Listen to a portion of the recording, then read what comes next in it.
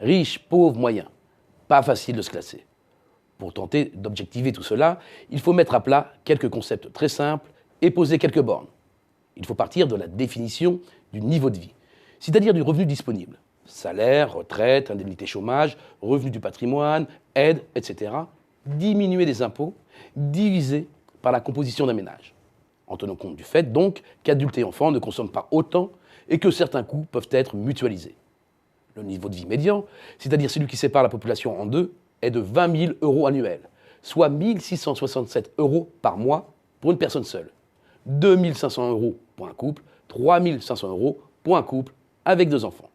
C'est ainsi à proximité de ce seuil qu'on en appartient statistiquement à la classe moyenne. Corrigé de l'inflation, le revenu médian a progressé de 16,5% depuis 20 ans. Mais cela fait maintenant plusieurs années qu'il s'inscrit dans une tendance baissière. Le recul depuis le pic de 2009 est de 1,6%. Il faut maintenant affiner le diagnostic par grande catégorie. Je vais situer le seuil de pauvreté comme étant la moitié du revenu médian. Une convention, bien sûr, mais qui fixe un point de repère utile. Cela représente 833,50 euros par mois. Définie comme cela, la pauvreté concerne près de 5 millions de personnes, un chiffre en hausse depuis la grande récession. Si j'élargis maintenant le spectre aux classes populaires, définies comme regroupant les 30% de la population la moins favorisée, alors la frontière est à 15 800 euros annuels, soit 1 317 euros par mois maximum pour un célibataire. Cela correspond à un revenu mensuel de 1 975 euros pour un couple et de 2 766 euros pour une famille avec 2 enfants.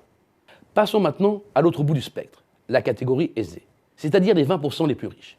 La marque est alors voisine de 30 000 euros annuels.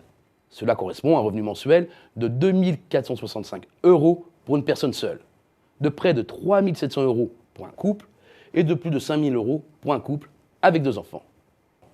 Cela peut sembler peu. Ce décalage avec le sentiment général de ce qu'est un riche pour faire vite vient du fait que c'est dans cette catégorie que les disparités sont les plus fortes.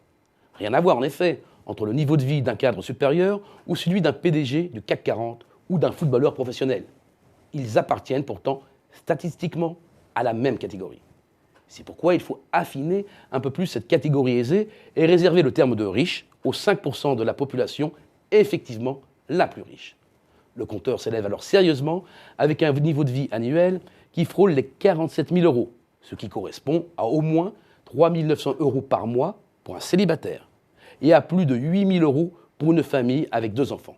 Je le rappelle, après impôt sur le revenu et impôts locaux. Riche, pauvre, moyen, maintenant, vous pouvez vous classer. Et vous pouvez surtout mieux comprendre pourquoi plus de 90% de la population tend spontanément à se classer à tort dans la catégorie moyenne ou populaire.